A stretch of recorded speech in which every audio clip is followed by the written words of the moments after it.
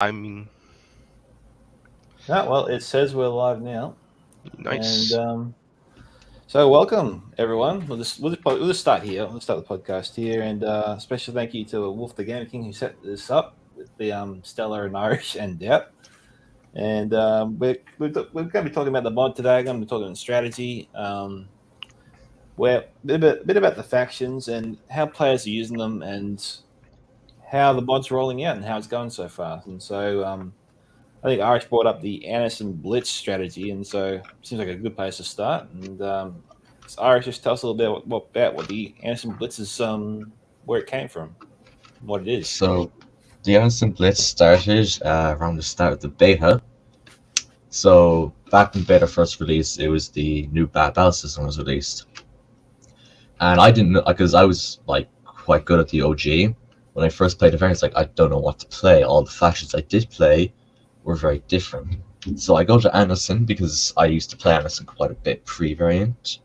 I was like, alright, this is actually quite good. It seems like a very viable army because it has the manpower to attrition, the morale to melee, and the shock factor to just shocking most of all the cores. Actually, initially, Anderson was one of the most broken armies in the mod because it would be able to shock and awe every single Union core without taking many casualties. Around November, December of last year, it got nerfed, which made me very upset because my strategy just wouldn't work anymore. It's like the Anderson Blitz, which is a much slower version of the original strategy, but it's still able to shock and awe most cores. It's a lot more difficult now because you have to reduce the melee of all your units because of the nerf. Yeah, the Anderson blitz, is that just solely applicable to the Anderson faction itself on the south Well, side? not Anderson itself, but all the Buckenball armies, like the armies that have Buckenball in them. So Polk, Manassas, Second Corps, Fifth Corps, Ohio, Tennessee, Hardy, and Braggs. Brag. Yeah. All those armies are able to do it because you're able to melee and Buckball at the same time, which is able to shock out any regiment. All right. And So, actually, when you're just talking about Buck and Ball here, I actually have some stuff written down about that. There's apparently like three kinds of rifles in this game as well: Buck and Ball, repeater, and breech rifle. Now, what makes these is it guns or is it the ammunition they use that makes them special? And Um, like, how many gun variants are there in this game? there there's 4. there's four, possibly five if you look at it through a subjective lens, but it's mostly four. We have the rifled musket, the smoothbore buck and ball, smoothbore, which is only in 62 to 61s armies. You have the shotgun for cavalry, the breech loaders for the breech loader infantry rifle, and then the cavalry version of the breech loader. Uh, the repeater rifles for 14th Corps and one of its infantry regiments, and then you got like a, a Burnside carbine or a repeater carbine of some kind for the Gettysburg armies and whatnot. It would be the Sharps carbine for Gettysburg. Yeah. Burnsides would be used earlier in the war. Well, it is confirmed that during Gettysburg, two of Custer's cavalry brigades did use Spencers for Gettysburg. Yeah, so they should get Spencers, which we need to add. Yeah, but that's a future topic another time. Okay. Yeah, this is a brief tangent. When you said the Custer's Brigade, was it just named after Custer, or was it Custer himself? It was under his command. Each brigade was usually named after the brigade commander. That's mostly for the Confederates, though. Union did it a little differently. They just named it numbers. So you got like the first division of the first brigade, I believe it does it. I don't remember. No, it's first brigade, first division, and then you do corps, then you do army, then you do department. Yeah. So the Union does it a little bit differently than the Confederates, but I think when I don't want to put words into cold front's mouth, the mod dev and whatnot. I Yeah. think when when back in the day or something, when he was trying to organize like the armies and whatnot, he probably decided to take the Confederate idea of naming their brigades after their commander and put it for the Union to make it less confusing for most players when they are playing the Union, because the Union doesn't label their brigades by commander name and whatnot. Yeah, was that by do you know why that was, or why they did it that way? I think it was just So sorry. yeah. So the Union was going off of a newer form of drill manual, and they were also reorganizing the army, like up into the start of the Civil War. So the brigade system, like how they named divisions and brigades and corps, well, corps were actually relatively new for the Civil War, but how they named all of them went off of numbering. So that way it's easier to organize instead of having several people with the same name have 3 different divisions or 3 different brigades and have them be spread out amongst like 3 different theaters, and then you have to like coordinate something. It's much Yeah. easier to go first corps, first division, second brigade is right there. So, instead of having to like weasel names in. But the Confederates, they had both a much more personal like connection to their brigades. So if you had a brigade, it was most likely a brigade you raised on your own with your pocket change. So, Shit. naming rights goes to the guy who raised it. But it was So they also kind of they operate went similar off, to the Roman Empire. You're saying? Yeah. Kinda.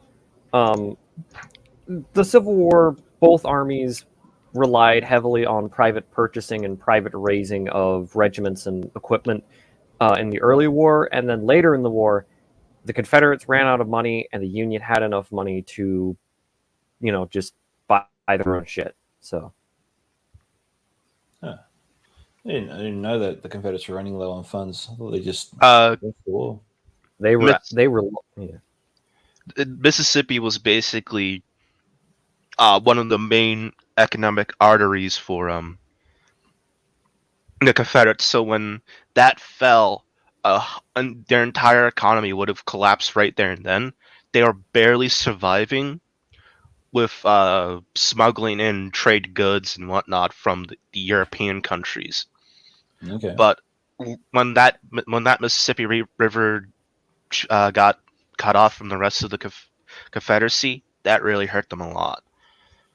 Now, is there a map for Mississippi in this mod, or is it being developed? So I think there's one, and I'm pretty sure it's Bryce's Crossroads is a Mississippi map. Okay. Don't forget Shiloh as well. Oh, Shiloh. No, that's Tennessee. Oh, well. Shiloh, Tennessee, because they were going to attack Corinth, Mississippi. It's right across the border. Oh yeah, my bad.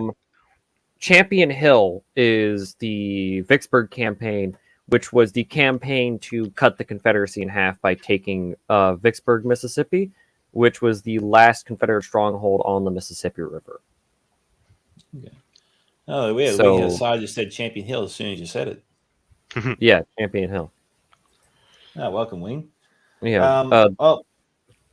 Just want to quickly ask you guys, like, back to the guns just briefly. When the same kind of rifles held by different units of different factions, do they do the same amount of damage, and it's just their effective use is the only thing that it differs them from other units, like the accuracy, the reloadability, morale? So, yes. Yeah. Each unit has like a different accuracy or a different morale. The weapons don't really play a part other than weapon range, and I believe that's and damage and whatnot. Yeah. Obviously, buck and ball and shotguns being shotguns would do more damage at close range, but however, they will be outshot to the repeater regiments of Wilder in the 21st Ohio. They shoot faster. They may have less of a shot per fire they do, but they shoot faster, which can cause more havoc at a closer range and whatnot. All right.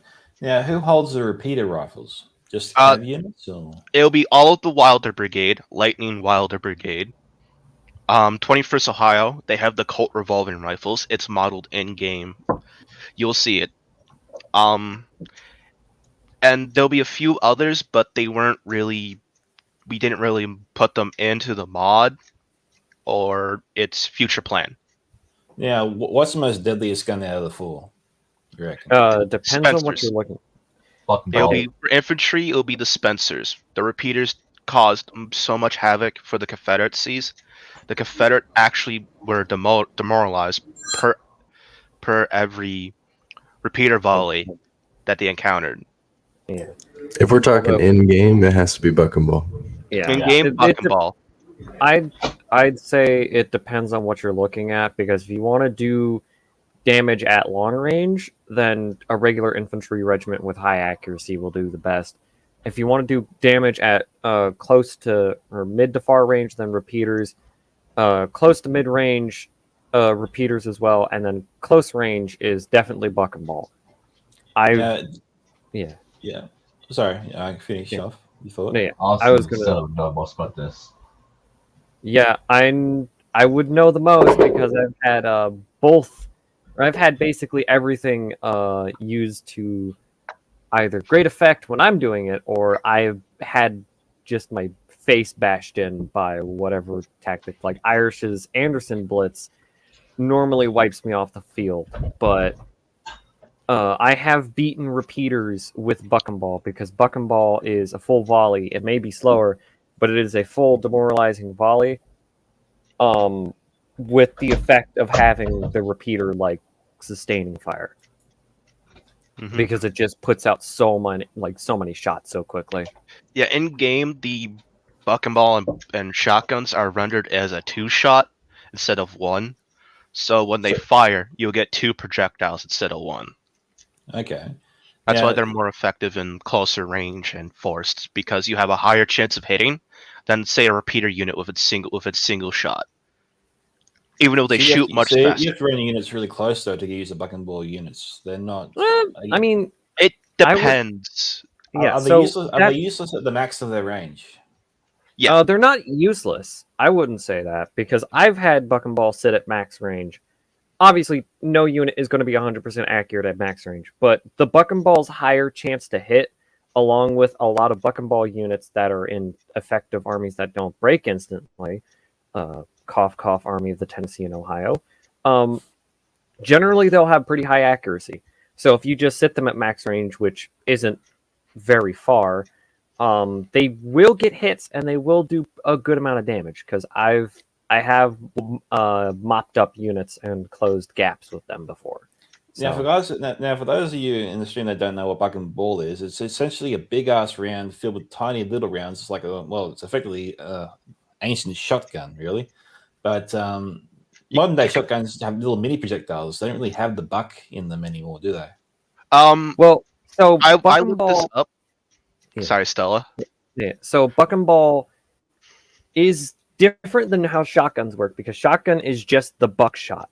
Buck and ball is you take a round ball, Which is From your musket. 69 caliber. nice, but a round ball from your musket, and then you take 3 buckshot balls and you put them in one cartridge, and then that's your buck and ball. It gave it the ability. It gave normal rifles, or not rifles, normal Smooth like bores. infantry, or normal infantry with smooth bores, to go from using round ball at like 100 yards to closing the gap quickly with effectively shotguns without having to change weapons. That Yeah. also came with supply chain issues, though. But Yeah, We don't really have that. issues in everything. Yeah. In every Yeah. engagement. But in the game, do you actually see the shrapnel, the projectile itself, or like how's it look in the game when they fire? In game, it's just 2 big projectiles. That's basically it, because we can't really model the small pellets from what I understand. So Yeah. basically what they do, or basically what it looks like, is if you get up close and you watch them, they actually move slower than the normal bullets. So you can kind of watch them go if you're looking close enough. But Yeah. it's just 2 normal projectiles. They fly through the air and they hit something. That's just about it. I think the biggest difference that you see from a regular volley and a buck and ball volley is you'll see a lot more people drop in the other line, depending on how Oh, far they yeah. are from each other. I mean, you'll have a volley from a buck and ball regiment, and you'll see like if you have a unit under fire doubt from buck and ball, how long should you try to stay in that engagement if you do not have if you're engaging that unit with buck and ball, but you have like a repeater or a breach rifle? Try to Should you keep run kiting away, the buck or- and ball. So keep moving backwards and just keep trying to shoot them at range, because buck and ball has way shorter range and it has the shortest range out of any unit in the game. So the best way to deal with it is you either get up close and charge them, and before they have a chance to shoot you multiple times with their volleys, or you back up and just max range them with your own infantry. Now, do the trees in the game intercept bullets as well? yes. Yeah. Trees are the best form of cover. Not All pick right, defenses. that was a common thing I noticed in Napoleon too. When using artillery, it can intercept your rounds, which is annoying as hell. Yeah, in the American Civil War, most of the battles were fought in trees or around cover. Any few open field battles that happen, it was either it just happened by chance, from what I say, or it just happened because they just decided to intercept each other at an open field. But there was still cover that they fought around. There were still fences, railway cuts, if there were any. They will still fight around cover if there was a chance to use cover You and had whatnot. to, especially in this war with this new weaponry that they had that was so deadly that you had to have something in front of you in order to the Sorry, Someone. I think we lost you there. No, No, he Dow- muted himself because someone was using a blender, I think. Oh, okay. As he was That's saying, right. yeah, the weaponry Yeah. was so deadly, having a chance to Then put why did yourself they show? behind Then why did covers. they show in the movies all these people walking towards the fight like they did back in, I suppose, the American Revolution days, with what the So- Britons did? Okay, so the American Civil War was fought with Napoleonic tactics, but something that Hollywood kind of fails to capture is the fact that when the fighting actually starts, cohesion breaks down, either through getting into melee or, which actually melee wasn't very common unless it was like a very big charge or it was a freak accident or trench raiding, but we don't. That's not till 1864. But the cohesion of a unit would break down slowly as people would get shot out of line. Artillery shells would punch holes in it, and then people start looking for cover. The line breaks apart into chunks, and those chunks are still effective at fighting. It's no longer line combat. And now these It'd be cool if they managed to put in a mode in the game that allows you to sort of scatter your forces a little bit around the area. Yeah, I suppose in we do have Medieval Fog 2 of War.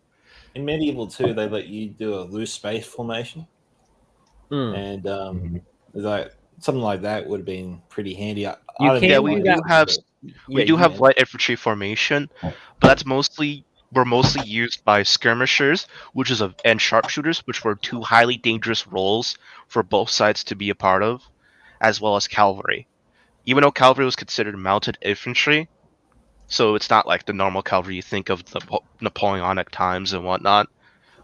They also fought in light infantry formation to reduce the amount of hits that they take and to prolong the engagement longer into their favor, so they can get reinforced. Dive into this a little bit more. Sorry, with Wolf. With the cavalry, you can't use cavalry the same way you use cavalry in Napoleon Total War, can you? Yeah, No. because the cavalry in ACW is more mounted infantry based, meaning that you rather dismount your cav to survive the engagement and to delay your opponent or to capture lock. Because if a cavalry is dismounted directly onto a lock point, you capture lock for your team and you're holding it for your team until your main army shows up. Now, do all the cavalry units have rifles, or Not all? Are there any specifically designed for charging in close melee combat? Hamptons, there's a few brigades that have different weapons and whatnot. You'll see it within their range. Yep. Sorry for the cough. some units will have 165 range. So if you have 165, you're shooting a little bit less than like the standard infantry, but you can still hit them. You just gotta march a little bit closer.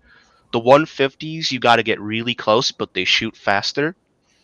You'll see those in like Gamble, Brigade, maybe a couple Confederate ones like Jenkins and the Lee Brigade, but out of all the Confederate brigades, nothing beats the Union like Hampton Brigade and Dibrell Brigade or Dibrell. Dibrell. Now, do they shoot more effectively on the horses, or do you need to get them off to use them properly? They shoot more effective dismounted than mounted. Although I do like to take my Dibrell or my Hamptons, and since they're mounted and they're equipped with shotguns, they just do one big volley.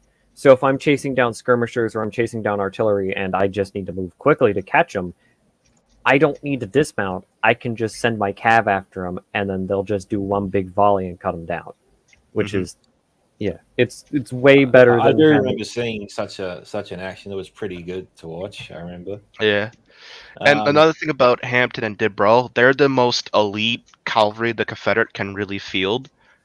And they might have a couple other brigades that are just as good, like the Scott Brigade for left wing, but when you look at Hampton and Dibrell, those two are the ones you really want to like maximize the number and the cost effect with them, because the only difference between those two cavalry forces is their morale, AC, and melee. Those are the only differences. Anything else, they're practically the mirror image of each other.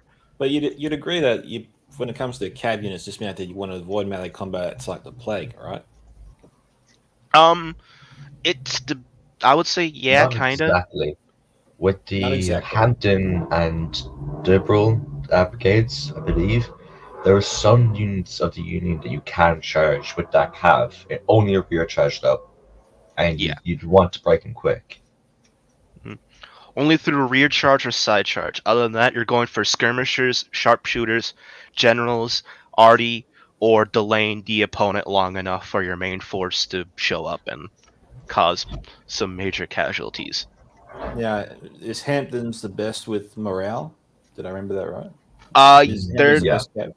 they're the highest cavalry brigade for the Confederates' morale. Yeah. But in terms of surviving an artillery strike, would most units break under that? Yeah, it depends on how much they lose due to artillery. Everyone can tell you I have lost entire regiments to howitzers alone, because each artillery will do its own damage and has their own shots, so they have different effects. But the morale shock that they do is all the same. It's the same across the board. This can bring us back into strategy. The difference in artillery pieces can make an army build different from another. Like 20th Corps can bring a Howie spam, or 10th Corps can bring the 32 pounders, which just eliminate everything. Or there's a lot of Union Corps that can bring a lot of threes, and Confederates don't have that option. So it kind of varies with that. Yeah.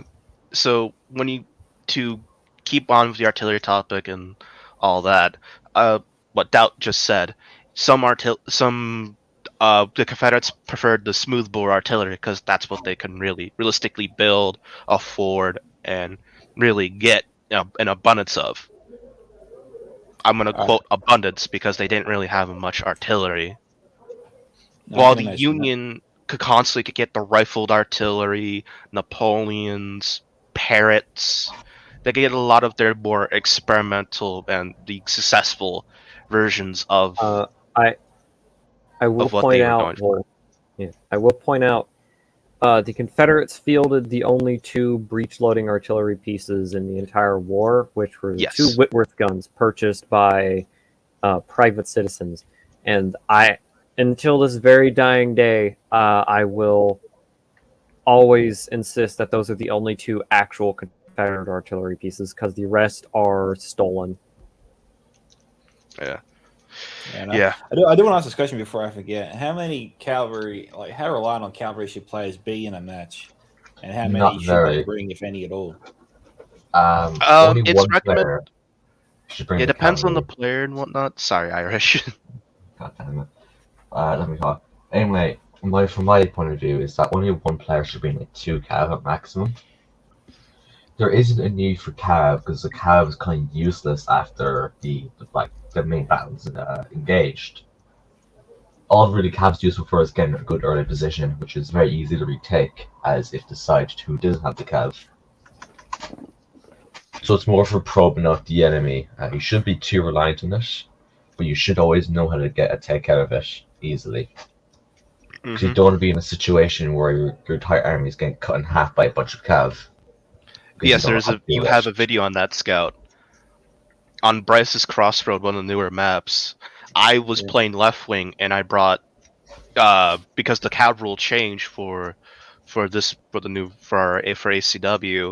Instead of going for 1, it went back to 2. So I brought to 6 to 8 cav from left wing, and Irish was on the other team. He could tell you that the cav was just ripping apart his teammates, and it really was hampering their progress for a lot of success. I carried that team so hard. Yeah, Irish did all the heavy lifting, but the cav hitting his teammates really dragged them down in the end. Fair enough. All right, I suppose we'll move on to then the artillery. Is it overpowered, do you think, or not? Depends on the piece. Yeah, depends on the artillery, and depends on how many you bring of it. Siege guns. Scary. Because big bad. Yes. Doubt can tell you all about the siege guns. He has experienced the 32-pound parrots and the mortars. And he is scarred. Yeah, we're going to be reworking them shortly because they are very, very effective. They'll rip holes in lines. They could break. They have an ability in the game that I don't think any other piece has, where you can have a siege ability where you can shoot in a salvo. Yeah, it's a barrage, which increases their reload speed. And the size of this round is huge compared to everybody else. The 32-pounder is huge. It's rifled. Its range outranges everything. And right now in the game, we could bring 12, a full battery of 12 32-pounders with 10th core because it's a siege core. And they have the most dynamic artillery in the game. They have mortars. It's a very cool core to play. But we have recently fiddled around with artillery, and the pricing made it more expensive so that you have the option to choose if you were bringing artillery or infantry. Yeah, and we're still playing with that idea, but yeah, artillery is a big factor in the game for sure. In some factions, guys, some of the guides you've written there, Wolf, you said that for some factions they have to bring more than 12 artillery, or have to bring. That might have been a wording issue because I do struggle when it comes to writing. But some factions, it's just recommended to take 12 arty, and sometimes take the rest of your team's arty. Because you have so many units of artillery. I think 11th Corps has 13 units of artillery, and most of that's 3 inches in Napoleon. So if they just brought all artillery, how much damage could they do? Could they be easily overrun? For infantry, yes, they'll be overrun for the infantry. However, their teammates will make up for the lack of infantry they bring by bringing more infantry or trying to support that player with all the artillery. It's sort of a tactic or a strategy that is relatively effective and ineffective, because if you give all artillery to one player, that one player is running risk of losing all your guns. But at the same time, since that one player is microing that artillery, the artillery is a little bit more effective because you can single out batteries more efficiently with that one player than having multiple people of 12 barrels and trying to coordinate to hit one battery that maybe half your artillery can hit and whatnot. Because I was running a test the other day, and I went and bought the 6th Corps, and I just bought all their artillery, and I was just sort of shooting at the Southern forces as they're moving up towards me. And I was breaking a lot of units, and I was seeing a lot of blood splatter kick up, and if I just look over the field, I can see a lot of dead bodies just scattered. Artillery can be absolutely devastating in this game. Yeah. A good artillery hit can get up to 20 to 40 kills depending on the gun. Yep. Sometimes 40 is at the most it can really do. 20 is probably the best that you want to go for. The average is somewhere between like 10 to 15, maybe less, depending on what type of shot and what hit you're hitting with. Okay. You guys have anything else you want to talk about in terms of the artillery? What's the best way to take him out, I suppose? Artillery? Moving head on isn't always the best idea. So the best way to kill artillery guns is use counter battery by just shooting at them with your artillery pieces, or sneaking cavalry around the flank and mopping them up. Same thing with skirmishers and sharpshooters. Because artillery to artillery stella, it seems like that kind of battle could take forever. It doesn't really take that long because artillery has had a health change a lot. So they're easier to kill and hit, but doesn't mean that they're hard to kill. Sometimes they will last forever because they got so many kills from your infantry, or they're in that one position that you just can't seem to hit them in. But that doesn't mean they're unkillable. They're just very unimportant equipment and something vital to really need and to get rid of to have the advantage over. So what you can do is you can use special shot, which is basically shrapnel shot. It'll explode into a bunch of tiny pieces. It has a little bit shorter range, but it does a ton of damage, and it'll special kill shot the involves crew. shooting a cannonball and that cannonball exploding like a piece of It shrapnel. explodes. It'll explode in the air, and it'll shoot a bunch of shrapnel, like a bunch of little metal chunks at the people manning the guns. You may blow up a gun as well if it just doesn't explode in the air and direct impacts. But the best way to do it is you just get a good few shots with those on a battery, and that'll kill off quite a few guys in one shot. Now, with canister shot, I suppose, how similar is it to Napoleon? What kind of range? I can explain this really good. I can. A lot of people have experienced canister really harshly, me including. Our canister is very different to most other games canister. We use something called double canister, which may double the reload rate for artillery, but the canister is double as effective because you're firing 2 shots of canister instead of 1. And on artillery, smoothbore is the most effective canister you can really get, especially with Napoleons. Napoleons have the longest and the largest range of canister you can really achieve in game. I think they have 200 to almost 300 in game for a range of canister, and it's really deadly. They can rack up kills really quickly with just canister alone. Well, that just comes back to what I was talking about before. Like, what's the style of person from just using canister to destroy units that are coming to kill them? Distance. I mean, you said it's like 200 to 300 meters. That's still a long way to cover. It is. Yeah. It is long, but the counter, like I said, the sections in the battle, it's like scouting and counter battery. There's phases. The first phase is like scouting, counter battery. You're shooting back and forth while your infantry moves into position, and that's like crucial time at the beginning to try and take out enemy pieces like Napoleons, because they don't have as much range. They have to get closer, which means that your rifle counter battery can like shoot them easier. That it could kill them easier. It's all decided in the first few minutes of the game who's going to have an artillery advantage and who's going to have better positioning, and that having Napoleons are really good at canister, but there's also other cannons that are really bad with the canister shot, like howitzers, since they're straight up in the air. So if you try and canister with a howitzer, it's just of course Rick will do that. Yeah. Shut up. Yeah, so Rick just posed a question. But that's not a question. That's just banter. Our community loves to banter with each other and talk smack. It's just our way of being friends, and that's just a form of banter. But really, though, going back to that, I would say if we go into depth, right wing is probably the strongest. Melee core. Overpowered. Yes, it's really Yeah, strong. I'm gonna pull a wolf and I'm gonna get it nerfed. Well, Everyone's we will requesting. dive into melee in just a second, but I just wanted to go back to Doubt because I actually struggled to hear him a little bit as he was describing it. But you were talking about he was talking about canister and its effects, wasn't he? Yes.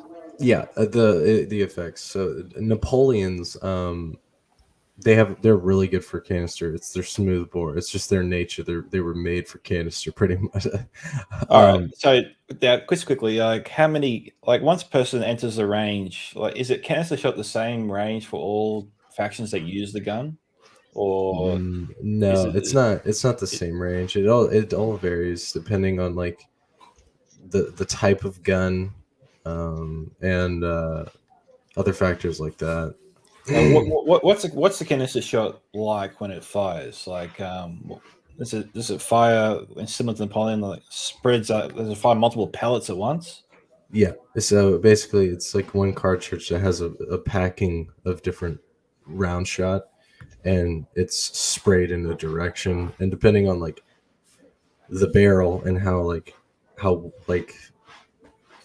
big the diameter is, that's it's like a choke on a shotgun. That's how you're gonna shoot your shotgun round out the top is how like tight your choke is. So that's it's the same way with the cannon pretty much. So you shoot it. The Napoleon's really good at it because it has a really nice barrel for that type of shot. But like I said, howitzers, they're pointed straight up in the air. Rifled guns aren't the best for canister because they have a really small choke. They have a really small barrel. Artillery on a flat plane, infantry coming towards them. What kind of kill rate would you expect the canister to have at that in that scenario? Sorry. In that scenario, and would the infantry unit get to them in time? As it goes towards the outer edge of their range, both guns will do pretty decent, but you'll see the difference when they start to get closer. Because the Napoleon has a wider diameter in the barrel, it can spread more when it comes to those closer ranges.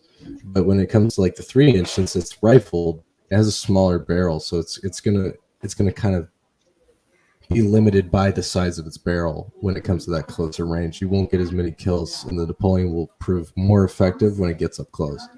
Yeah. I do want to move into a bit more strategy in a second. I just want to quickly ask Wolf, in your guide, you talk about how some units shouldn't fight uphill in terms of the terrain. Like how big of an effect does terrain have in this game? It depends because terrain is very effective towards an advantage to disadvantage when you think about it. Because sometimes when you're uphill, it can also be at a disadvantage for you because the enemy can get to the bottom of the slope for the hill and form up into multiple ranks and shoot uphill while you can use one, maybe two ranks to shoot down.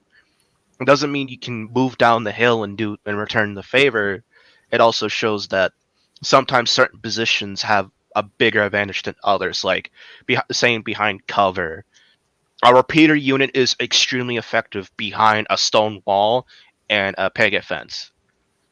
Because their animation makes them reload while crouching, they can just crouch behind that cover, while most other regiments will have to reload while standing.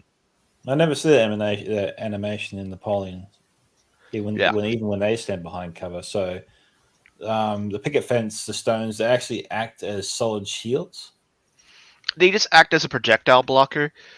I mean, it really, because cover is for the individual person. This is how I see cover. I think Stella knows a bit better than I do. But when I see cover and how I use cover, I use it as an individual person. Each character or each model within a regiment will get its own cover effect. So if your regiment's sticking past the stone wall a little bit, like the front rank, that rank will take more casualties than the ones behind the stone wall, because they're not utilizing the cover compared to the ones behind it. Same thing for the tree. If you have a corner of your line sticking out of the woods, they'll take more damage than the ones inside the woods. So one thing about cover, fences and what is it? Fences, stone walls, and the such. How do I put this? They're solid objects. It's not like it gives an effect of cover. Those are solid objects in the game world. So they just kind of sounds like cover when you describe it like that, though. yeah. Yeah. That's how. Okay, how Wolf was describing it, it sounded more like it gives like a bonus or like a stat change with effect in it, but it has it. It's more of just these are physical objects that you also do have to push through, and will disrupt your line and make it hell of a hard time trying to get through them if it's too thick. Like they'll climb over the fence, right? Yeah, well, they won't climb over the fence. They'll phase through the fence, but sometimes the fence won't let them go through, so they have to go around the fence, making your line all jumbled. It's weird. Woods will slow you down, just because your men don't really get disrupted by the trees, but the woods... Yeah. Okay, so the speed of your units is hindered by the forest, same as the Napoleon. Okay. Yeah. And the only difference we do for our speed than NTW3, we don't do the L1, the L1s, L2s, and L3s. Our speed is subjective to the skill of your unit. A U.S. regular can be faster than, say, the average run-of-the-mill Pennsylvania Reserve Regiment, but then the Iron Brigade could be faster than the U.S. regulars and whatnot. So it's all depending on how you see how skilled they are and how veteran they are. It's like a subtle thing, but really though, trees will slow you down. Mud fields is a big avoid. Avoid mud fields as much as you can. Yeah, mud fields. Those big brown patches. Yeah, big brown patches are the worst. Yeah. Now in forests, I think you maybe talked about is special shot the best artillery round to use in a forest, considering the trees will block most rounds. It depends, but it's usually between explosive and special, depending on what hits more and what you think is better. Sometimes you can get away with having one artillery use an explosive, the other special, and combining their effect. But if for the tree line, it's usually explosive or special. All right. Now, I did want to ask this of you guys. Like, some units fight better in the woods, and some factions fight better in open field. Do you encounter this sometime when a player doesn't want to leave his position because it puts him in a disadvantage, and the other player doesn't want to leave his position because it put him in a disadvantage? And how do they resolve that and try to fight each other while not giving each other the edge in battle? So the way that we actually decide games is on a system called LOC or LOC. This like encourages players to move from their position to take the points, because if we had just a regular map and like a bunch of like two to four players trying to fight each other over this ground, you'd find it to where they just sit and they wouldn't fight each other, and they just sit there and skirmish each other for however long until the battle's over. There'd be no end to it. But if you encourage the players to go after an objective, like a 1, 2, 3, 4 pointer on different maps, and encourage them to take specific parts of that battlefield and hold them, that gives it a different dynamic gameplay. It encourages the player to fight over a position that might not be as important in a regular game if you're just playing one-on-one. Okay, so all the matches you guys play, it's always lock. There's no deathmatch scenario? No, deathmatch is only for 1v1s or for 1v1s basically. Lock. Okay, so the new player should always go into that knowing that it's lock when it comes to multiplayer. Yes. Another thing, how we do our lock system is based on the ground, not buildings. If you notice, somewhere the lock's positions are, there's no building around it. It's just either a bunch of wheat fields or trees. It's because most of the battles, even if they were like a farmstead or like a town nearby, those weren't really, they were seen as key positions, but they weren't really as key as saying like taking this hill for artillery or this cornfield and use the picket fence to delay the enemy's push across like a said area of land that they can push from, I will also say, a lot of these are also based off of the historical points of contention and the places where the actual heaviest fighting was going on. Hmm.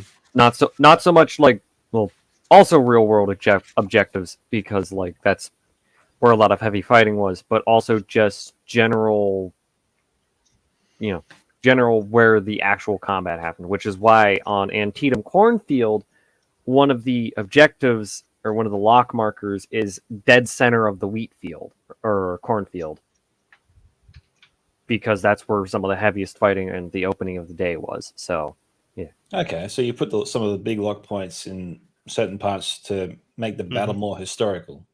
Kind of. Yeah. Yeah. Yeah. Okay. I think we might move into a question I got on Wolf. Now, this guy did actually highlight a key factor across most factions, in that they rely on specific to almost one unit as a backbone of their army. Yeah, that'll be their elite brigade or their most highly decorated units that they would use. As I said earlier, the Iron Brigade is one of those elite brigades that the Union had. They're the backbone of the First Corps and probably most of the Army of the Potomac for 1863 Gettysburg Union.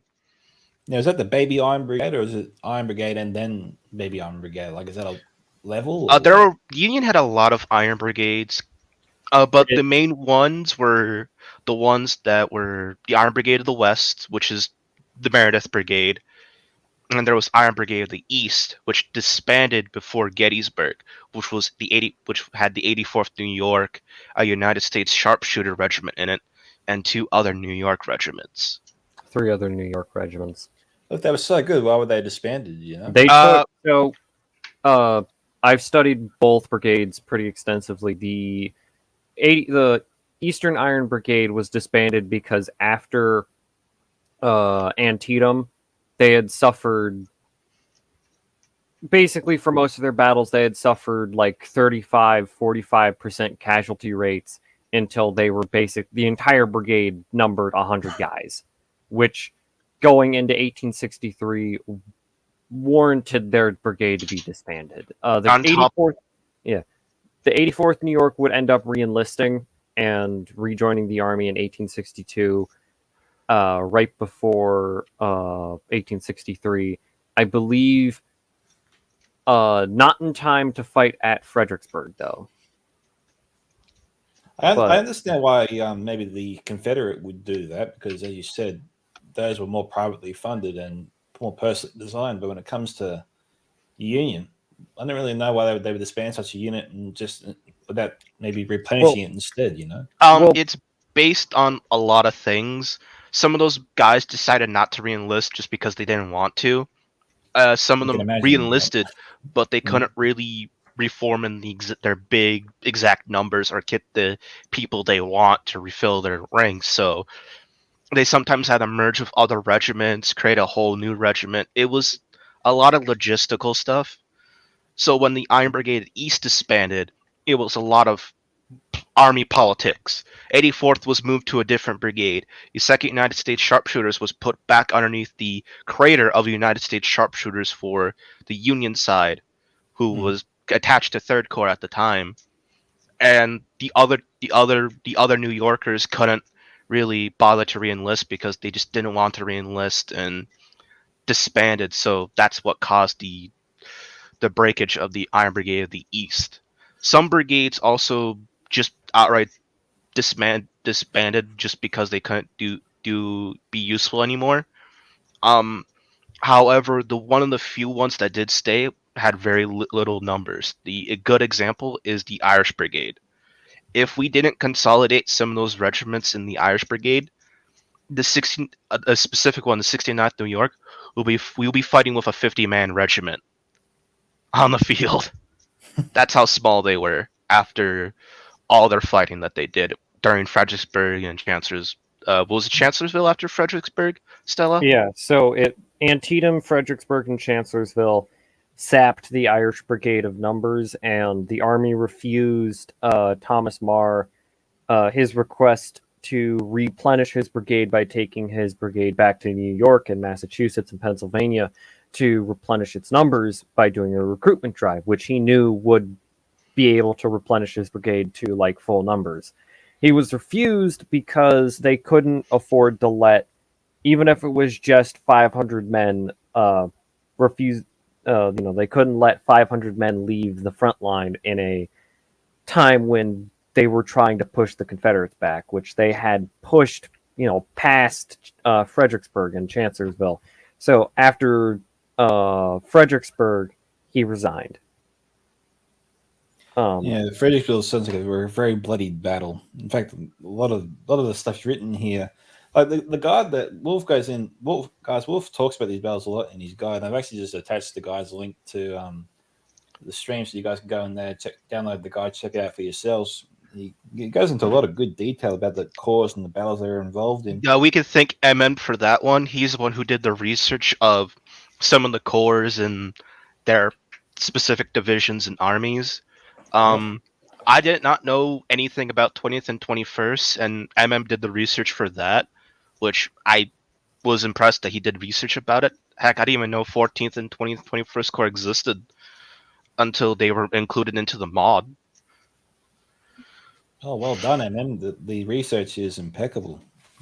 Great details, great, man. Yeah, he did go through some backgrounds and whatnot for a little bit. I think he goes over it briefly. He didn't really go into deep dive depth. That's something you could do on your own if you're like curious and whatnot. Yeah, no, still, it's a great read anyway. Mm-hmm. Yeah, that sounds something like what I'm doing with the newfangled things I'm coming up with and all the reworks I'm working on. Speaking of armies, do you want to announce what you're working on, Stella? Yeah, the 2 things you're working on. If that's all right. Yeah, no, that's fine. All right. So for the past few months, around the start of the year, actually, I've been working on a new set of armies, specifically Antietam. The single bloodiest day in American history. I believe it deserves a spot since it is the single bloodiest day and also one of the most, important battles in the American Civil War. The first attempt for Robert E. Lee to break out of Confederate territory and then immediately being stopped. Because, yeah, which is funny, the Confederates always hid battle plans into like various household items, mainly cigars. So this is, I'm not sure. This is either I'm sure this is true to some extent. No, it's true.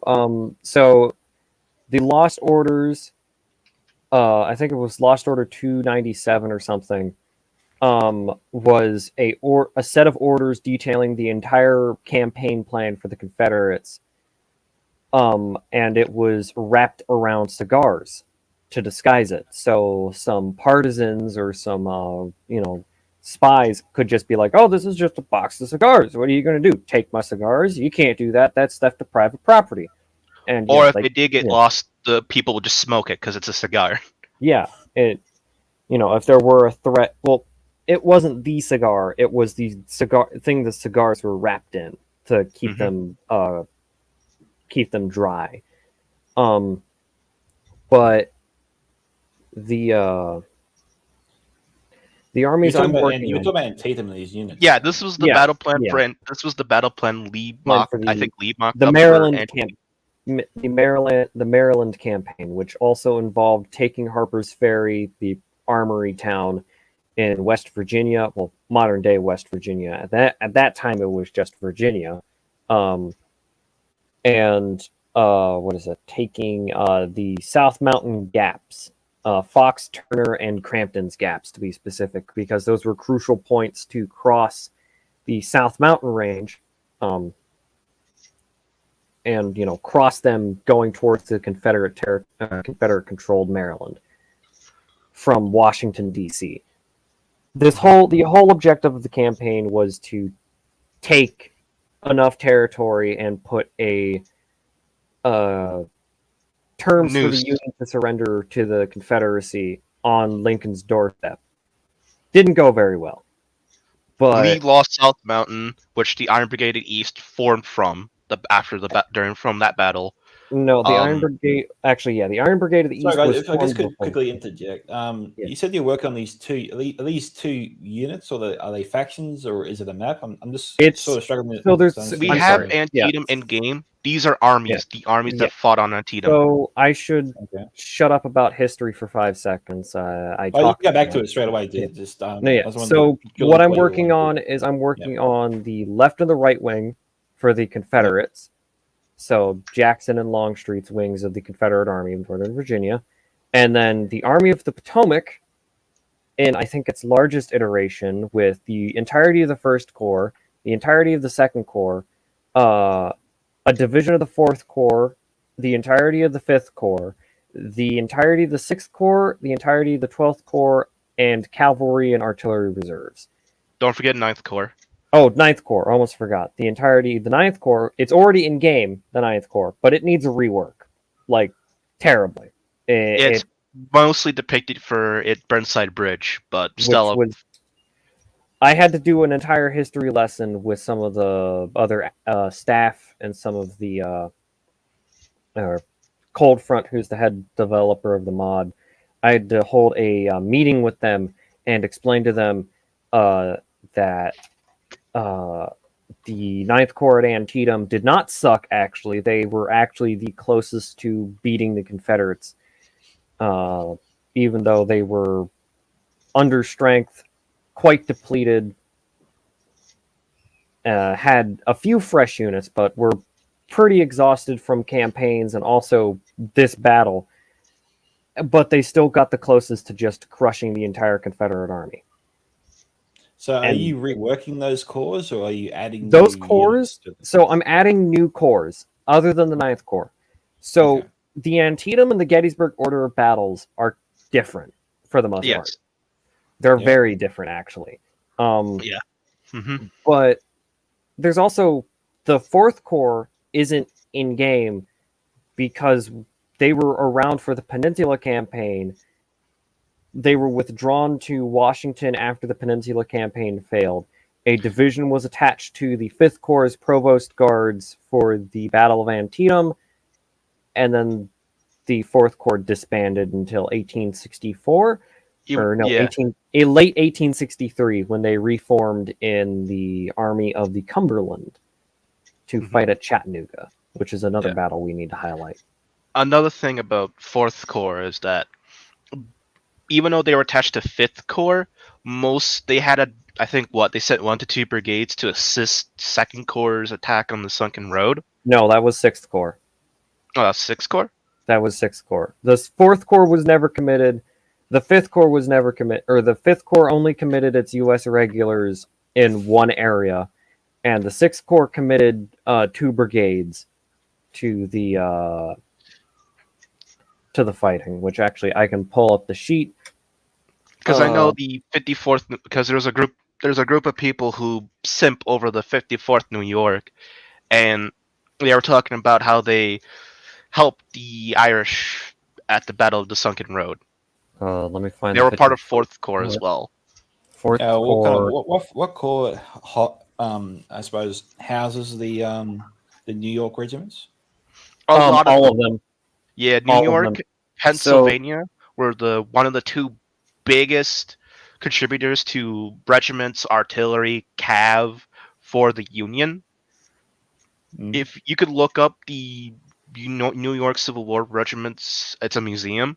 They have an entire site. They list out every single regiment that they made. I think it's like almost up to like over 300. Jeez, I'm not sure about Pennsylvania, but Pennsylvania had a lot too. Pennsylvania has a state museum. Most of the time, it's the state. It's not the state museum, but it's the state archives will have these. Also, Wolf. They are not in Fourth Corps. They are actually, I believe, in 54th New York. Yes. I'll get back to you.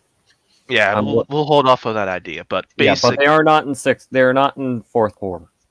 Okay. All right. So how big, how badass will the Fourth Corps? Is it? What was the other corps you're making? So I'm making the first corps, the second corps, the fourth corps, the fifth corps, the sixth corps, reworking the ninth corps, and then making the 12th corps. Some of these are already in game. Most of these are already in game, but they are not Antietam armies. They are Gettysburg armies. So which is another thing we have to iterate on. We had a few people who were asking to buff certain brigades because of a certain battle in mod feedback. However, we've been trying to remind people that some of these armies were after the battle. I'm not gonna name any names here. It's just a thing we just want to say. Listen, the brigades, the order of battle, and how we think they played were from one specific battle we decided to pick them at. No other battle whatsoever. So, and Tatum, was that a battle late in the war? You said it was after Early. Fredericksburg, It was Early. 1862. Oh, So okay. Antietam happened in September, or specifically September 17th, 1862. Fredericksburg happened December 29th, 1862. did the war end in 1865? War ended, I think, April 26th, 1865. Yes. Okay.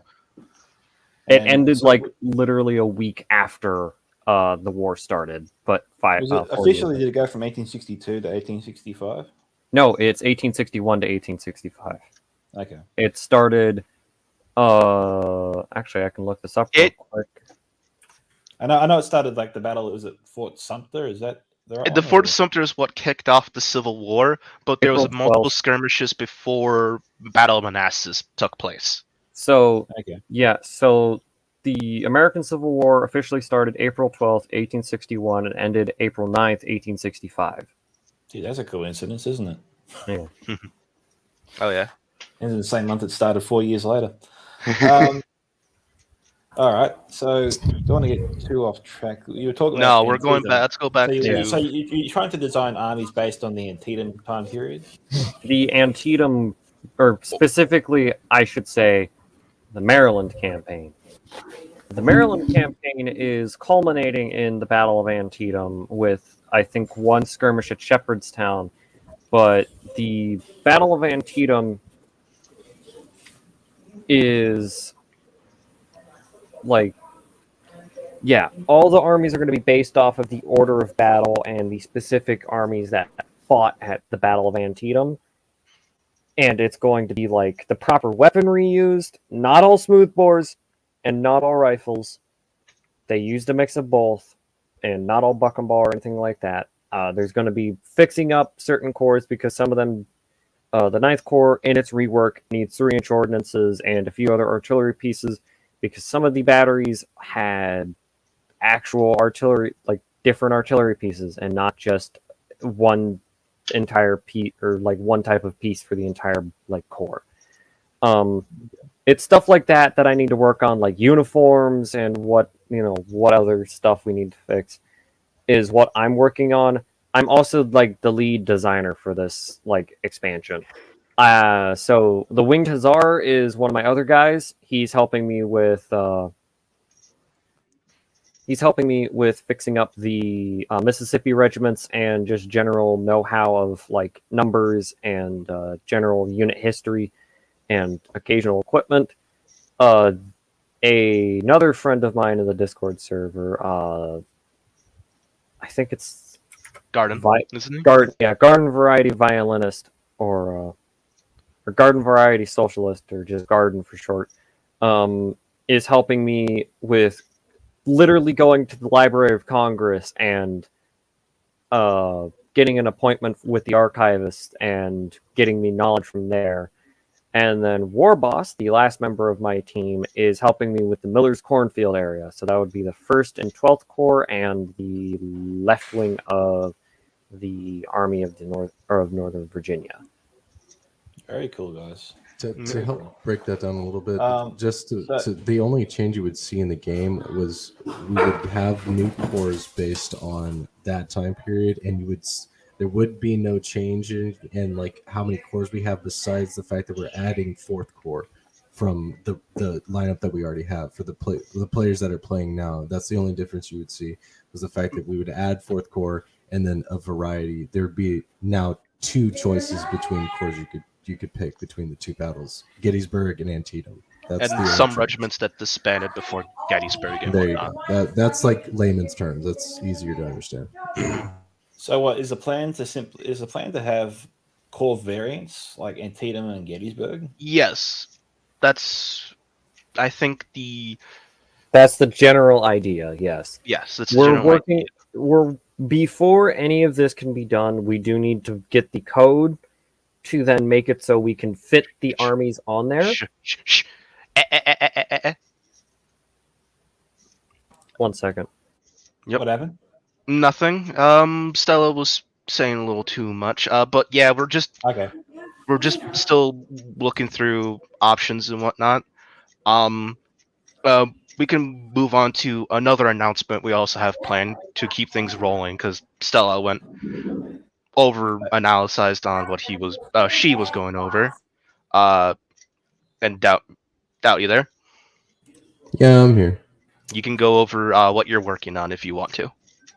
Yep. So I am working on a new map that we're going to be putting out here.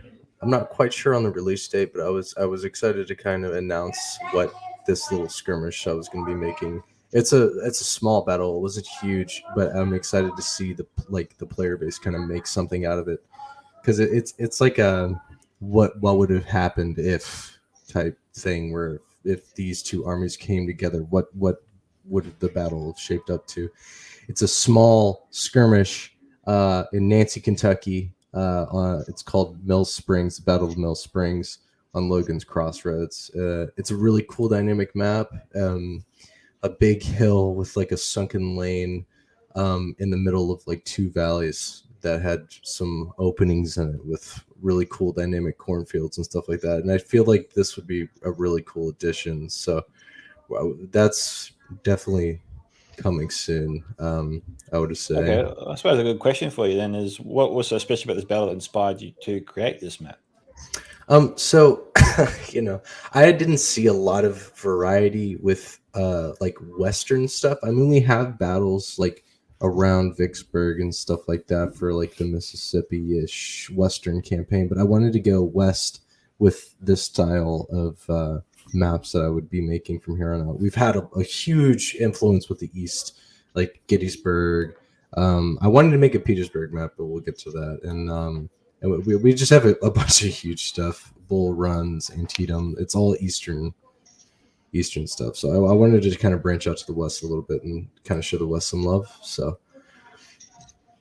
Yeah, it's funny. This mod's coming out. I'm hearing more and more people talk about the Civil War these days and what started it and what the South was sort of more fighting for, and not really just slavery, but kind of like their homes as well, most of their lives. That's an argument that is very subjective and very argumentative. Okay. No, this is some points I've heard talked about recently. Those points are I'm gonna say this as someone who is from. It'll be hard not to make it sound biased because I am from the north, northern. Let me explain it. No, fair enough. Yeah. Say your piece. Not from America. Basically, whenever someone says the South main war goal with slavery, it's wrong, because the whole point of the secession crisis and the South seceding from the Union was because the Union was starting to tighten down on this transportation of slaves and the whole slave economy. The South didn't really like that because their entire way of life was based off of slaves and using them for farms to cut the cotton plants. Yeah, main portion of their economy. I've heard this as well. Yeah, but then you also have a group of people saying, it wasn't just about the slaves. It was about fighting the government, getting away from the authoritarian ways of the Union and fighting for their homes. Which, maybe in like some rare cases it would have been, but most people knew that they were fighting for slavery in the South. Mm-hmm. There is evidence that about 70% of Lee's Army of Northern Virginia owned slavery or willing to participate and be a part of slavery. So there is evidence out there to show the Confederates were actively fighting for slavery and whatnot. those that say they weren't are either trying to change the narrative or change your belief over some Oh no. Wolf, sort of. when I said that before, I don't think people ever said that it wasn't about slavery. Like they said, it was a little bit more to it than slavery. I think is what their point was. I mean, it's So- again subjective, so you won't really know about it unless you build a time machine and talk to them yourself. Yeah, fair enough. I mean, That's fair. everyone you around guys that. keep pretty detailed records about all these things as well. We are very big historians about what we're doing. A lot of us are. Yeah, take it to Also- the mod. I mean, it's super in depth. I mean, every unit has a little thing describing what they did, and it's a lot of history, a lot of work went into the mod, and I appreciate all the guys that were here originally going in, putting in all the work for like the small stuff that a lot of the player base just looks over. Like every unit card has a background of that unit and what they were known for and what they accomplished, like the whole nine. So has there been a lot of debate in terms of how these units perform in the game based on their performance in the actual? war Yes, itself? there's a bit in recently, but I think once we really tell them like, hey, they performed like this at Gettysburg, and if someone presents evidence to us saying that that was wrong or that's if we didn't present them correctly about the major battle they fought in, we'll fix it. The I will say this I'll say this to save Stella the headache. She had issues with someone who wanted Archer's Brigade to be buffed within the mod, and they were presenting evidence from Fredericksburg. The Archer's Brigade we were predicting in game is from Gettysburg. 2 different battles, 2 different months and whatnot. It's hard to take a unit's entire history and compact it into one unit's stats. So we have to base it on something and then go for it. You can't have it like over the whole thing. That would bring a lot of controversy. Like, oh, this compared to this is always, and you're also having a battle of, well, historically they were written to do this, but we also want to make it fair, game mechanic wise. Is this unit too overpowered when you're playing it in multiplayer in the game? Because you can only capture so much in the game before it gets broken. I mean, Napoleon is 12 years old. Yep, that is true. Name of business. Hopefully, they come up with if they do come up with a more updated version of Napoleon, would American Civil War migrate to that? Yeah. Oh, 100%. Would. Well, without a doubt, not even a blink of an eye, we'd all move over there. If there was a remastered, that would be amazing. A lot of us would would definitely jump over. These days, so it's entirely on the cards. It's possible. So there is some ideas of bringing the mod to Shogun 2, but that's like a far off idea. If it's possible, but it's more of like a far off idea. It's possible, but for what I really that much, it's only 2 years, isn't it? Yeah, the code's a lot more. It's a lot more. It's a different bit user friendly. Yeah, it's a if you somehow have to bring the mod to Attila, that'd be No, we won't be able to do Attila. That would be hard. It'll be hard to do that. I mean, the 1212 AD mod people probably the greatest modders I have seen for Attila. Maybe those who are creating the Lord of the Rings one as well. But they will tell you that over the years, CA has limited modding capability. Even you probably seen it, Scout. The modding from ever since Rome 2 came out, the modding people have been having issues with Creative Assembly not making their games mod enormous accessible. headaches after Attila. Yeah. Most of the headaches were around Attila, but it slowly started with Rome 2, then slowly diverged into Attila and whatnot. No, it's pig poisoning. Yeah. It's kind of for Shogun 2 as well, because there's not many total conversion mods for Shogun 2. There's like a handful of them. And it's also the main reason why we can't do a campaign in Napoleon Total War. We can't mod the campaign map. Yeah, and on top of that, Empire. How is the campaign is finished in American Civil War? No, we can't do a campaign we can't do a campaign map for single player against AI for Napoleon Total War because we can't mod the campaign map and the ships. If you look at the Great War mod and any other mods, you will see you'll see they had limitations to what they had and can and cannot do. Great War mod is a perfect example. Good fun mod. I play it personally once in a while if there's no games for ACW on. If you do ship battles in that mod, you can tell they couldn't really change much in the ship models. That's why there's no naval battles and no siege battles for ACW. One, we can't change the sail ship's design. Two, it's hard to change the siege map's design because they're so set put on one thing. Great War mod worked around it a little bit, but they still have their own issues as well. I mean, we could make a siege map, but the only problem is no one wants to play it because we have a siege map for Yeah. warriors. It's not well, no, stable. not like a land battle siege map, but a proper siege map, like Yeah. a siege map category. In Napoleon, such siege maps are pretty rare, but there is one with a fortress that you can actually blast holes in with artillery. If you did do a siege map in American Civil War, wouldn't the attacking team just bring a crap ton of arty and just bomb the hell out of the fortress until Yeah. there's nothing left? Yeah, and on top of that, there weren't many we didn't have star forts in the US. I mean, most of the fortifications were either built out of wood, Yeah. earthwork, or natural formations that we had. We didn't really. I mean, couple heavy hitting naval coasts were made out of stone and whatnot, but really though they were mostly made out of dirt and wood and whatnot. Actually, I was going to bring us back to Shogun 2. The main reason we haven't moved to Shogun 2 yet is because the pacing of battle that's in Shogun 2 is very hard to control. It's a very, very fast-paced game. Yeah, it is. So it would be very hard to make it a very slow burner because Yeah. it would just completely mess up everything.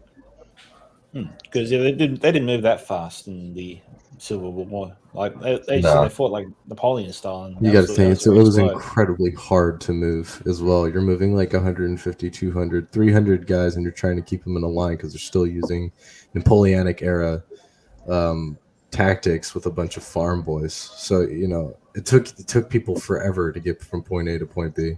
Mm-hmm. Yeah, you got units of over 400. And Oh yeah, the 26th North Carolina, our poster boy. With That- 526 men. No, it was 800. How Yeah, the something like that. morale of these such units? Did you design them to be a bit disorganized under pressure and break? The Especially morale in the system battle? was mainly designed by. It's really hard to say who really came up with the idea, but I'm just gonna give it credit to Cold Front for now, and then if he says something in the future saying who did the morale system and whatnot. So, when Cold Front and whoever helped him out, when he jumped, when there was, it's hard to really go into it because it's a lot of drama. But basically, when Cold Front was doing the sub mod ACW Hardcore with one of his friends, they decided to go for a more realistic approach with all that. So, like NTW3, anything could cause morale damage, stamina. If you reach a certain point with your stamina, you'll take morale penalties. If you take a certain amount of attrition loss, like say 50% of your line is gone, you will start taking morale penalties. Artillery gives you morale penalties. Your general dying gives you morale penalties. So it's Yep. so- Sorry, man. I just wanted to quickly say when you mentioned the general dying, geez, for one of the corps you mentioned like general someone as a strength. Jeez, what's his name? I wrote it down somewhere. some corps have probably a really good general that you can technically bring.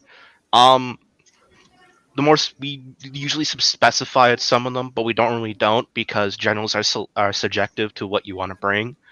But there is a fickle price point for where we recommend. For the Union, the lowest cost in general you can bring to the fight is Meade for 63 Gettysburg Union. He is $700 in game. Anything higher than Meade, like $750 and up, will give you rallies and inspiration. For the Confederates, it's a little bit more expensive to some divisions and armies. That sometimes your cheapest general that can have rallies inspiration is like 750, and then the next division's like 800 or 900. You know, Yeah. Okay, a g'day, perfect Pope. example of it is Pickett. The cheapest general you can get is 800. Now, General Burnside was where I was going with that question. And then the 9th Corps. Oh yeah, Burnside is probably the highest star general for 9th Corps that you can really bring. He's probably one of the more recommended ones you can take, but you could take some generals before him if you want. Isaac Rodman is the best. Yeah. I And some don't know people if we're take playing- generals because they like who they were and what they did for the battle, and if they were a meme or what, or they think it's funny to take them because they did something funny in the battle. Like John Sedgwick, who was a good corps commander, but he forever jinxed himself and gave himself probably the most biggest American Civil War meme quote ever. They couldn't hit an elephant from this distance. Promptly gets shot through the eye at I think 1,000 yards. From Spotsylvania Courthouse.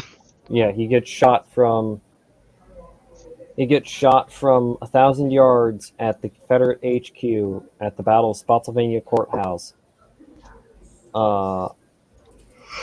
He gets shot through the eye by a Confederate sharpshooter after saying, and I quote, "They couldn't hit an elephant from this distance," which is like, you know.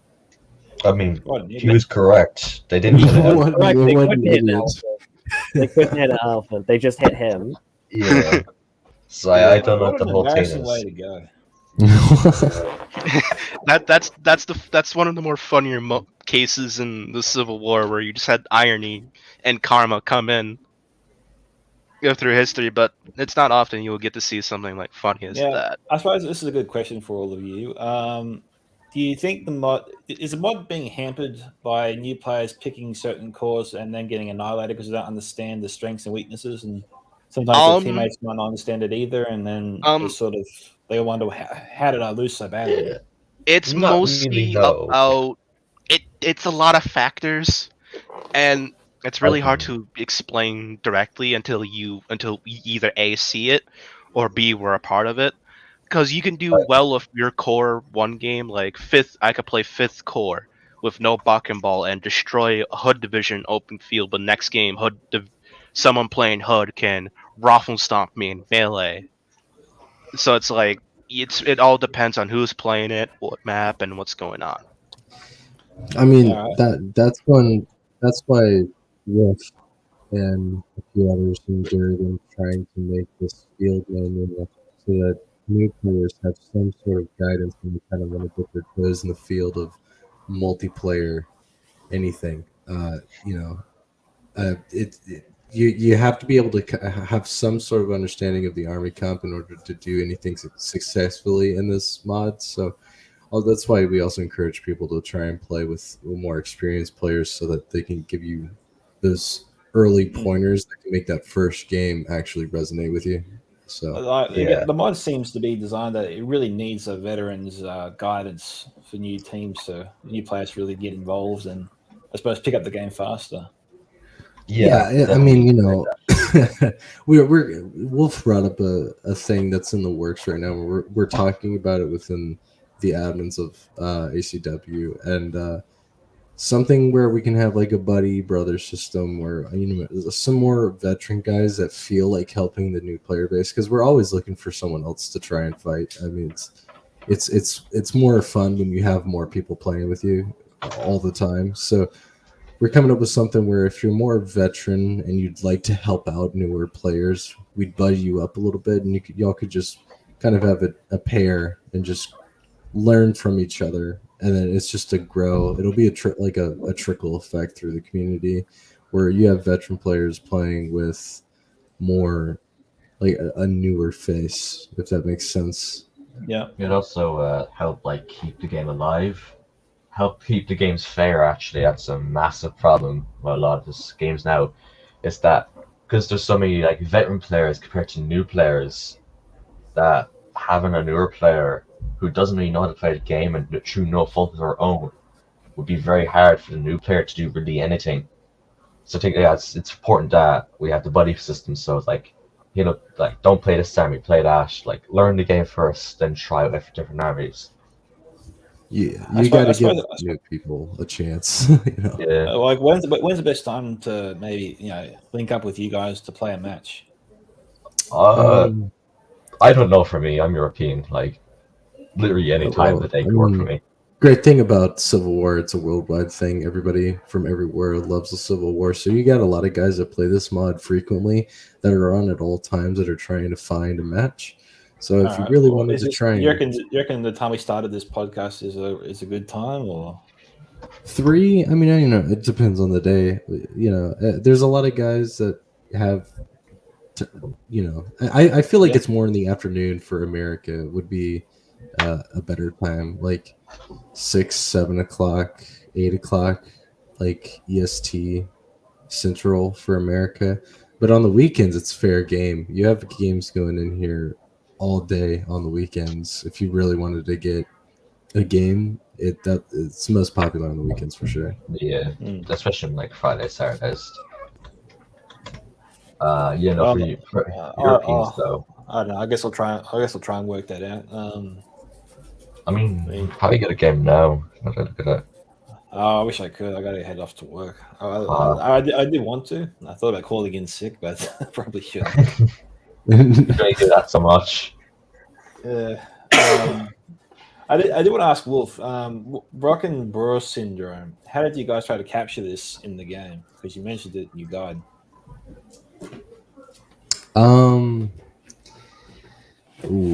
That's a good question. I don't think Wolf's here right now. The fuck is Brockenborough syndrome? You talking about like the that's my question. Is it like how bad the Brockenborough is? Hold on. No, here, let me go look at it. Apparently, it messes with morale. I think is the idea. Don't throw all your guys at an entrenched enemy behind a. That's very hard for me. Inside a forest on top of a hill. All right, yeah, I can do that.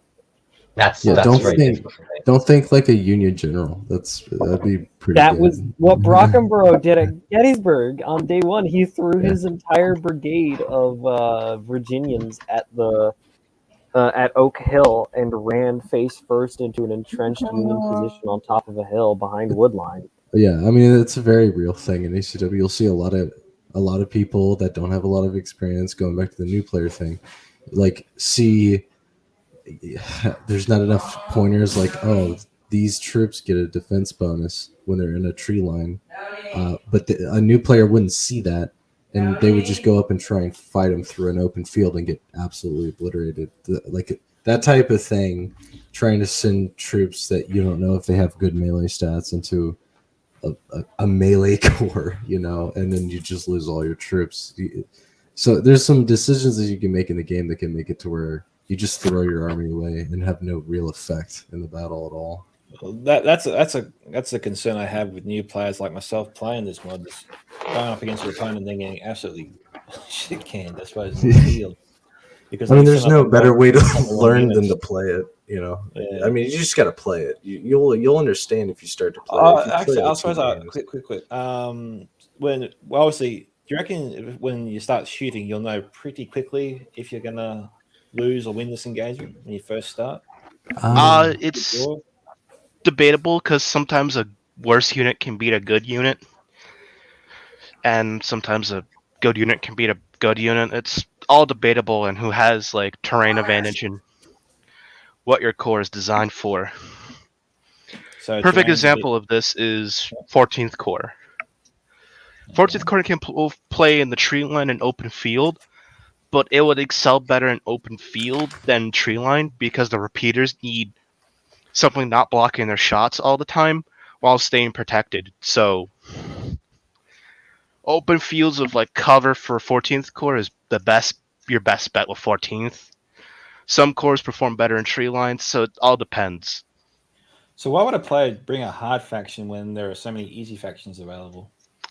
For a challenge or because they like units in it and want to play them. So the difficulty ratings go from veteran players to new players, so veteran to new. And if there's no like dash separating them, that means both players will have will have the same difficulty rating. So you're kind of thinking psychology comes into a little bit. A player might want to show off by bringing a hard faction to win. I mean, hard factions pay off in their own right anyway. I have seen some newer players play a decently hard faction to bring for them, and they will still do a lot of work and do a lot of damage to a veteran player. I mean, I have seen Doubt almost lose his entire army to someone new playing 10th Corps with mortars. And I have seen Irish who decimates players on a daily basis with just Anderson alone. But then next thing you know, his Anderson gets beaten back by probably the dumbest thing out there by running away from him. So it's crap. Ghost Star tactic, run away.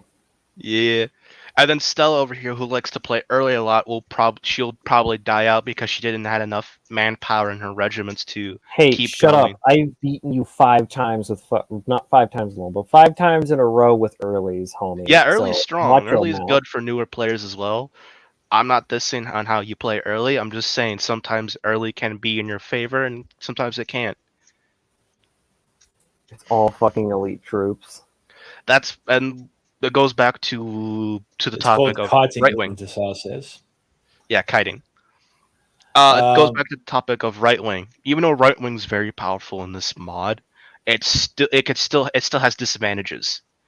It's depending on how you, like I said, it depends on how you build it. But right wing is a consolidated force of Army of the Tennessee from Chickamauga when they were attacking Chattanooga, which is weird that they're designed like that. So the left wing was the actual IRL left wing, and the right wing was the actual IRL right wing. It's not so much how they're designed; it's how the corps were divvied up between the wing commanders. Yeah.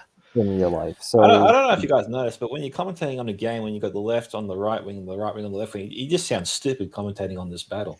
Oh, don't worry. It's hard as fuck with new players who are like, left wing. The hell is left wing? Why are you telling me to look at the right when it's left wing?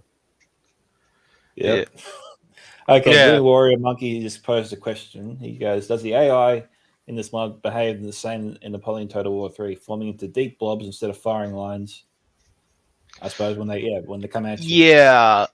The AI in ACW is quite horrible. We recommend playing with other players, not AI. I know that's like a key thing that people want to do about this mod. This mod is very multiplayer centric, so it's best to play with other people, like friends or your AC or people who are interested in the American Civil War community and stuff like that. So it's best to play with other people, not bots. And sometimes bots can't get competent once in a while, where they'll form up into line. Bucktail asked before, when will the next beta patch come out? When Cold Front wants to release it. Yes. Yeah, there's no date for it.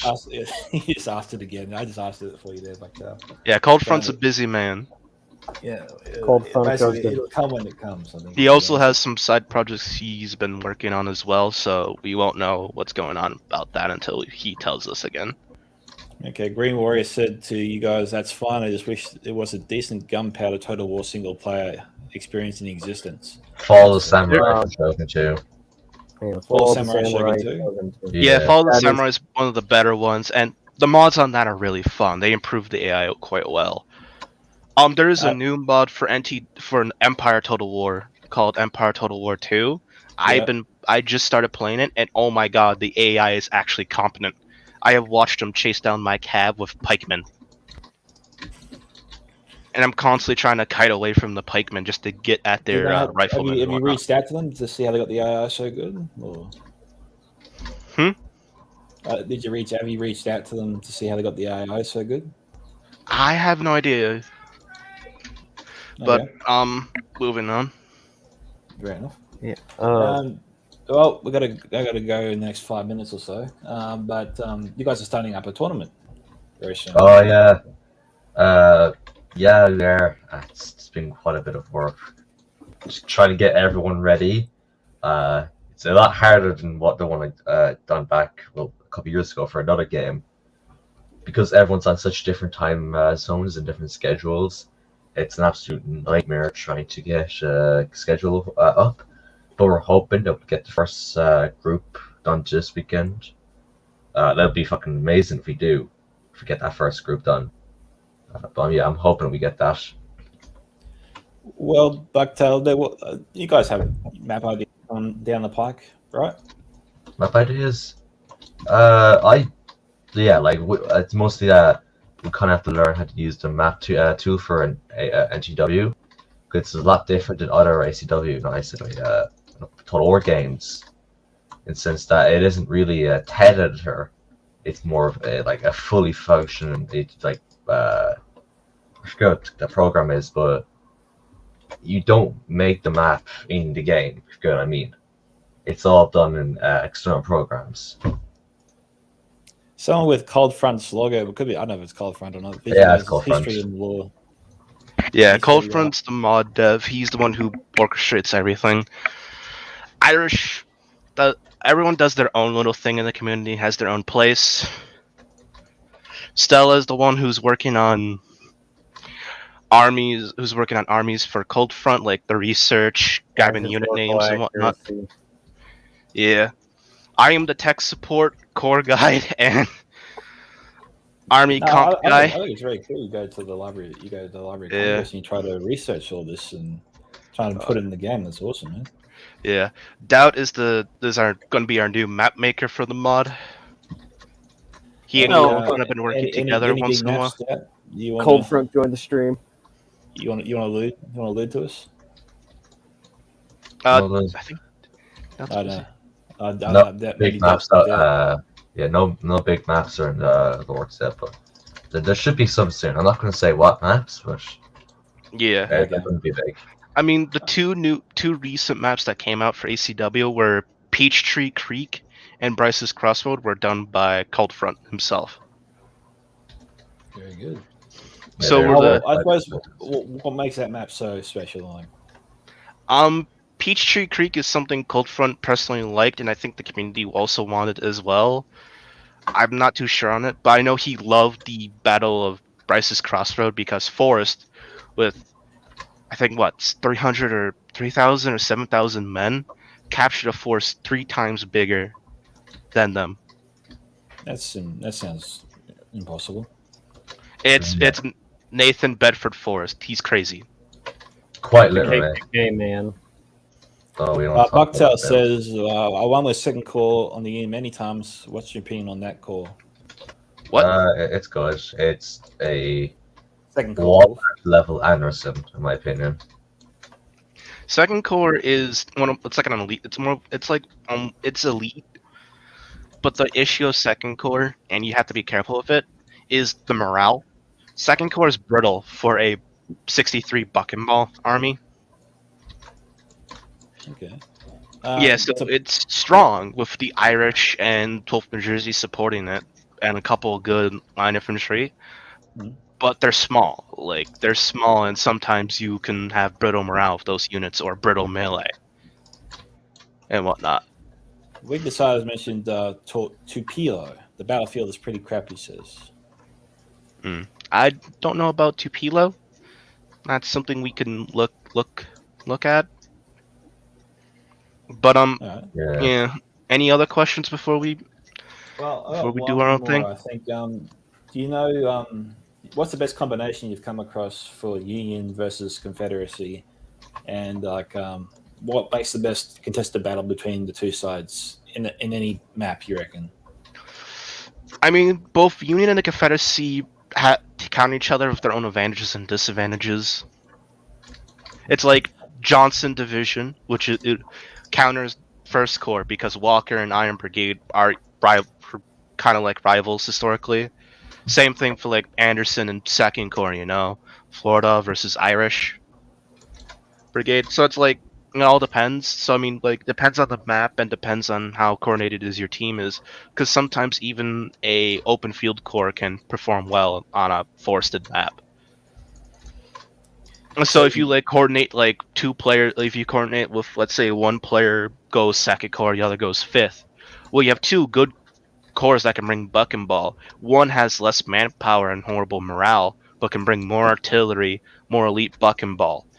While fifth corps is jack of all traits, so it can bring buck and ball. It can bring whatever what that player's heart's desire. May bring less artillery, but it can bring pretty good infantry. Maybe some cav if people are crazy enough to do it. I don't think I asked this question before. Oh, sorry. You finish your thought. No, you can go. Okay. Was there any cavalry unit in the Civil War that operated the same way as Napoleon Dragoons? Wasn't there Early Russians war, there were some cavalry regiments that acted as like lancers. There were three regiments that I know of that were lancers per se. There was the Massachusetts Company Lancers. There was the Butterfly Hussars. Both of those were Union regiments, and then the 4th Texas Cavalry. What's the best Union cavalry in the game? 8th New York Gamble Brigade 1st Corps. Yeah, because it's the cheapest, the biggest, and the highest AC right now. Best brigade is Dibberl. Oh, for the Union. Oh, for the Union. Yeah, Gamble Brigade. There's a lot of good Union cav. Gamble's one of them. Devon, Wilder, Minty, Long. There's a lot, but if you're looking for a specific style, I would say go with Devon, like Devon from 11th Corps. If you want to be crazy, go with 12th Corps Cavalry. 12th Corps has a really good cav unit that can match melee with Hamptons and Dibberl. You only get one of it, but it's big and it can really fight off a lot of good cav.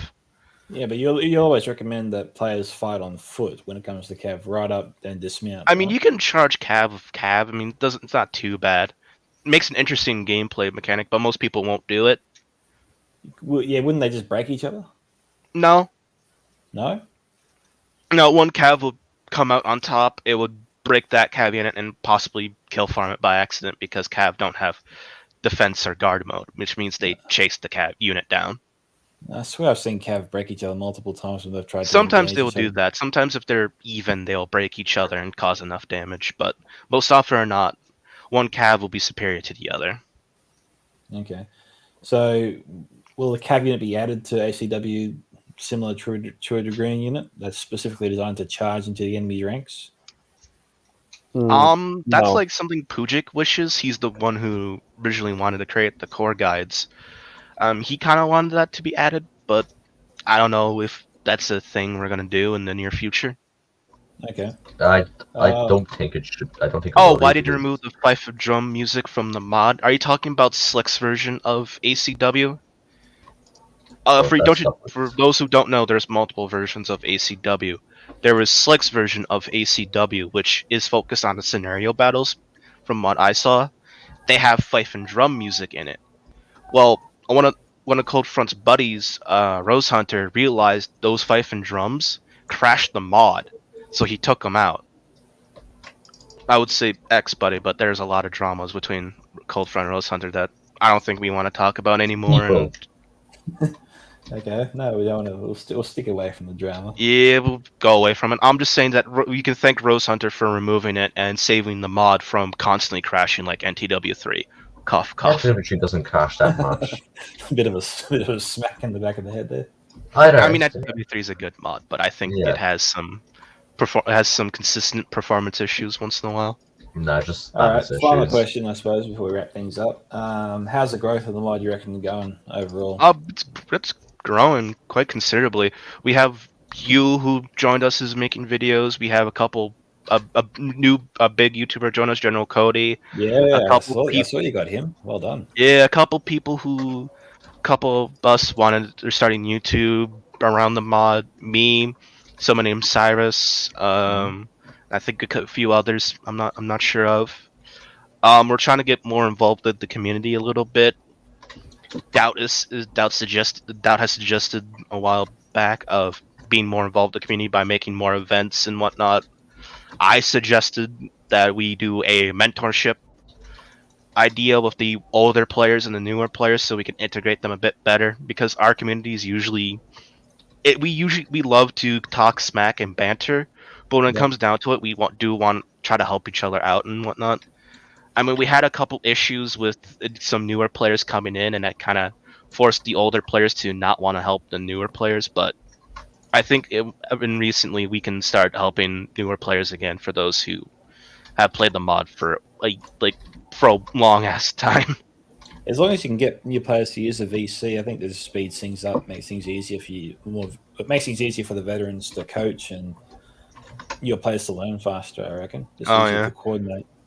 I mean, there is a player that I think is probably going to become if he plays ACW a lot and constantly improves, he'll probably be the best ACW player among us. Okay. And I'm thinking Hubs, but you could have someone else. I don't know, because it's gonna sound horrendously fucking cocky and upstanding, but like me, Wolf, Stella, Doubt, Orboss, we all have like a year plus experience. I have 2 years. Yeah, I do as well. The guys that are joining now, like, they're good, but it's more that they don't know what to do in certain like very obscure situations that really ever happen, and you only get those with experience. Like, say now, do Cav have a hidden ability in this mod? It's not a hidden ability. It's more or less a hidden feature. Cav have less health while mounted than dismounted, so it makes them easier to kill while mounted. That's why it's also highly recommended to dismount them. Just so like people can use the Cav to sneak up behind enemy lines to take out. They're a great scouting force. They can see units a lot better than, let's say, skirmishers or sharpshooters. But the most hidden abilities you will see is what weapons they have, their size, and what they can do.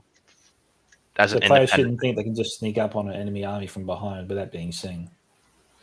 Yes, you should always move your cav. If they are hidden, you should move your cav as much hidden as possible. But as soon as you think they have been seen, try to get them in cover, try to dismount them, try to minimize the damage dealt to them as quickly as possible. Ducktail keeps asking questions. What's your favorite army on the USA side? I'm guessing maybe he means Union. Union, yeah. The Yanks, my fellow Yankee boys. Personally for me, it'll be 14th Corps. Oh, I would say multiple. It'll be 1st, 5th, and 14th. I've been playing a lot of other corps lately, but I mostly prefer 1st, 5th, and 14th. Mine would be Anderson, a great Union Corps. I play him all the time. You know, I love playing 1st and 2nd. And Isn't that Confederate? Yeah, that's Irish banner. It's a joke. I always play Anderson every single day. Cold Front himself, trying to look into making more gameplay tutorials. Wolf is working on Wolf's Corpse Guide is very good. There's a manual available through the launcher. I think that's if you go to the that is actually Cold Front that said that.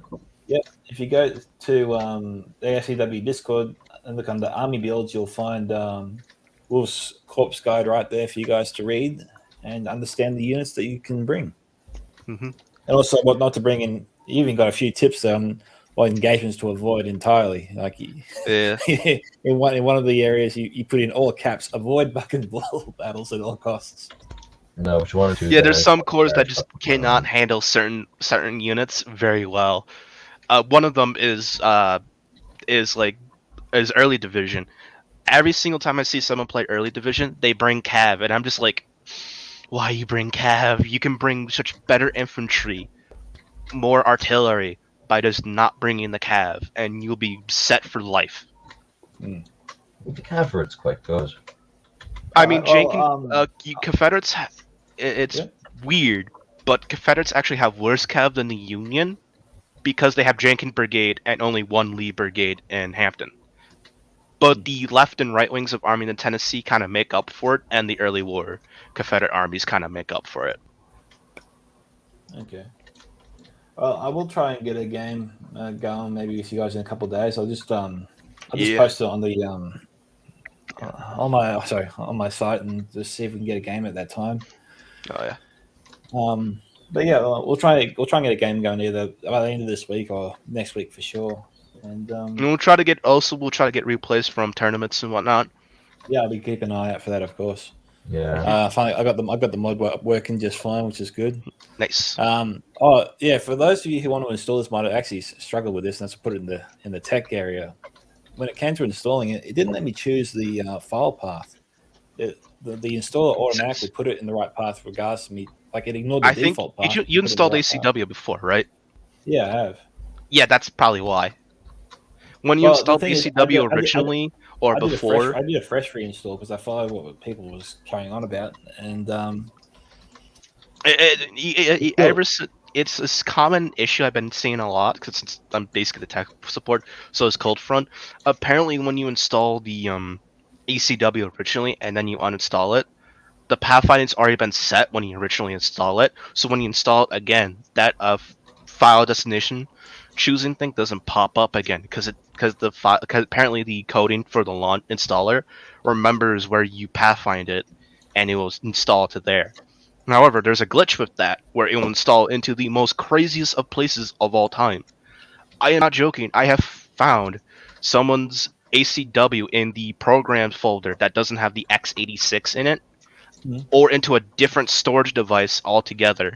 So it's a wonky download, but it's an easy fix.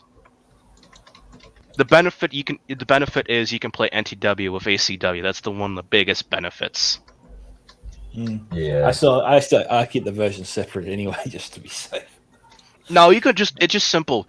As long as you remember what mod you played the night before and click revert before you play another mod, you'll be fine. It's European, that's very difficult for me, so it's a risk. I can never remember. Says, in 2018, when I started as a lowly player, I got my ass handed to me all the time. It's a learning experience. That's a statement set in stone, I reckon. It'll be correct to the end of the time. Yeah. I'm gonna quickly. I gotta work on dinner and stuff, so I think it'd be best to try to wrap it up here. Oh no, I'm trying to actually wrap it up. I gotta go.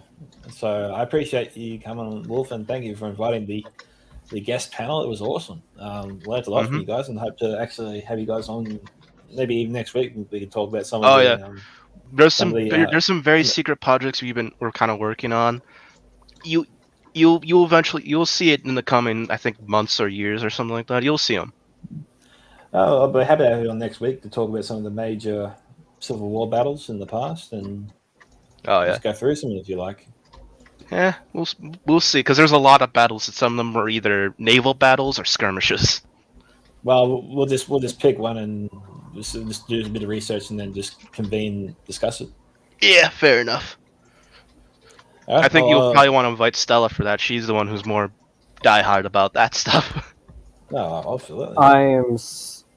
I'm in the process of wanting to be a Civil War historian. Main problem, I don't have money for college. So see, I definitely know a lot about the Civil War. I'm not just someone who's knows 2 battles and that's it. You can trust me in that fact. I can talk about Fredericksburg next week if you like. I don't know. Poggers. All right. Thank you guys for coming. We'll close out the podcast there. And if you guys want to come back on anytime to talk about updates for the mod and anything else you guys want to discuss, just hit me up and we'll have you on. All right. I'll talk to you later, man. All right. See you later, guys. And thank you all for joining us. See you. Goodbye. Welcome.